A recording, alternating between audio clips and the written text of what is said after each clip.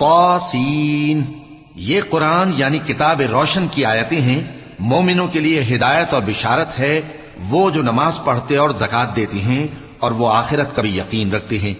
جو لوگ آخرت پر ایمان نہیں رکھتے، ہم نے ان کے اعمال ان کے لیے آراستہ کر دیے ہیں تو وہ بھٹکتے پھر رہے ہیں۔ یہی لوگ ہیں جن کے لیے برا عذاب ہے اور وہ آخرت میں بھی بہت نقصان اٹھانے والے ہیں۔